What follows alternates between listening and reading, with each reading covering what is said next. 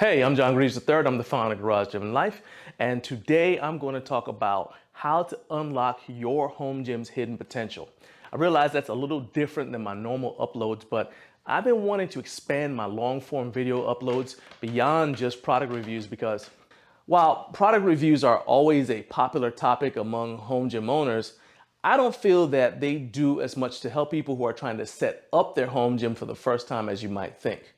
That's because I find that most, not all, but most of the people who watch product reviews are already home gym owners. And a lot of times they're already familiar with whatever brand makes the product being reviewed. So they're not watching for information that will help them make educated buying decisions necessarily, as much as they're watching for entertainment. Now, I'm not against that. In fact, I enjoy checking out the latest pieces of home gym equipment as much as the next person. But I originally started Garage Gym Life to help people who find themselves where I was when I began my home fitness journey back in 2001. I've been working as a personal trainer in a public gym for about 5 years at that point. But when it was time for me to start working out at home, I was pretty lost as far as setting up the space, deciding what pieces of equipment to buy, and just as important, which pieces of equipment I didn't need. As you can imagine, I ended up wasting money on a lot of products that I ended up rarely ever using. The worst part of it is because of how home gym equipment works, a lot of times when you buy something and then find that you don't actually need it, you have a hard time selling it to anybody else because they usually don't need or want it either. So over the years, I've come up with a philosophy for buying home gym equipment that boils down to, will it make the boat go faster? In case you're not familiar with this concept, it comes from the true story of a British men's rowing team that prepared for the 2000 Olympic Games by agreeing that they would evaluate every single decision based upon whether or not it made the boat go faster. Literally, every single decision was based upon whether it would in some way get them an Olympic gold medal after having placed no better than 5th place in any world championship competition from 1992 to 1999. I first heard about this on an episode of the Barbell Shrug podcast, and I ended up applying it to purchasing home gym equipment. So how it works in terms of setting up my home gym is, step one of purchasing equipment is I identify what I'm specifically training to be able to do. Specifically meaning, for example, it's not enough to say, I want to be able to play with my grandkids. I could walk every day and maybe get a single kettlebell to do kettlebell swings and Turkish get-ups and accomplish that. But as a grandfather with young grandchildren, I want to be able to pick up my granddaughter and my grandson overhead until they're out of elementary school. I want to be able to get on the ground with them and get back up without a problem. As my granddaughter gets older, I want to be able to go with her to the store and know I can defend her from physical harm from anyone who threatens her. If my grandson plays football or something and wants me to play out in the yard with him, I want to be able to do it. What about further down the line? If my son needs help moving my granddaughter into her college dorm room 16 years from now, I want to be able to help him carry furniture and not be exhausted or worse, injured.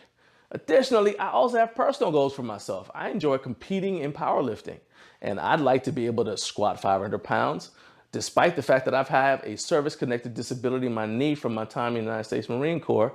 And that injury means that one of my knees doesn't perform as well as it would have pre-injury. So I've had to learn to squat in a way that's more hip dominant and that uses my upper back a little bit more to complete the lift. I have a goal to bench press 405 pounds on the platform. So that means I need to train my bench press and everything associated with it, including my setup.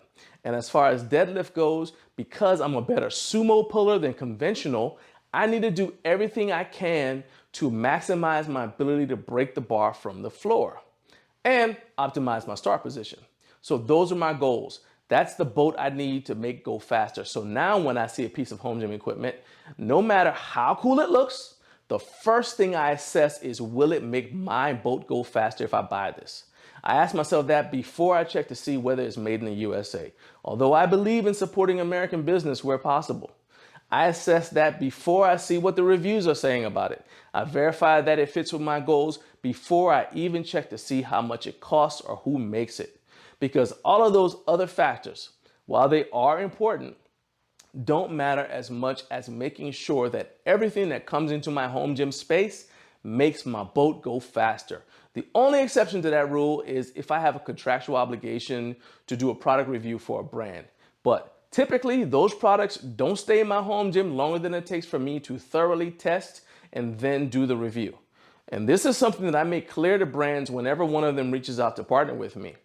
I'll do the review on your product, but if it doesn't make my boat go faster, I'm not keeping it.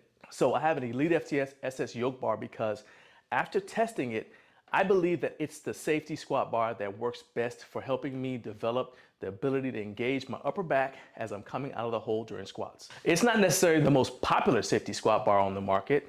That's probably a toss-up between the Transformer bar from Kabuki and the Mars bar, but the SS yoke bar is the one that best serves my purpose and lets me maximize the way I have to squat to make up for the situation with my knee.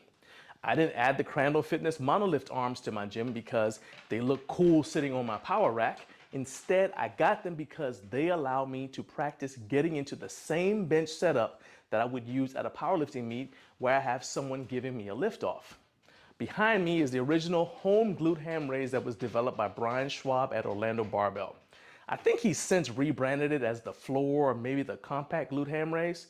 Whatever. The point is, there are multiple versions of this product from multiple manufacturers on the market today. And you've probably seen videos on most of them from your favorite influencers. But when I got it, compact glute ham developers weren't a thing. You either had to sacrifice the space and get a full-size glute ham developer, or you went without. But I knew that I needed to develop my hamstrings to maximize my power in the start position of sumo deadlift, as I mentioned earlier. So I got it because it worked for me, not because it was popular. And to be clear, I'm not telling you to buy any of the products that I just mentioned, because I don't know if they're the right fit for your situation and your goals. I'm using them to illustrate the point that if you want to achieve your goals, you can't just chase what's sexy at the moment or what's going to look pretty in an Instagram post or what your favorite influencer is getting paid to promote to you, even if that influencer is me. So my advice to you guys is to apply that to how you select equipment for your home gym. Too often people ask me if they should get this or that piece of equipment. When I ask them what their goal is, they tell me something vague that shows that they haven't really put a lot of thought into it. Again, I'm not knocking anybody for that because I made the same mistake multiple times in the early years of setting up my home gym. But now that I know better, before I spend any of my hard-earned money on something, I make sure that it fulfills a primary objective of making sure that I am strong, healthy, and resilient enough to play with my grandchildren and win medals on the platform to show them that when Grandpa says you can do anything you put your mind to and that you're willing to work hard enough for, that he means it. So there you have it. The number one thing that you need to do to unlock the hidden potential of your home gym is to make sure that it matches the goals that you've set for yourself. And that is not going to turn your gym into a museum of cool looking stuff that's gathering dust while you slide further and further away from the ultimate version of you.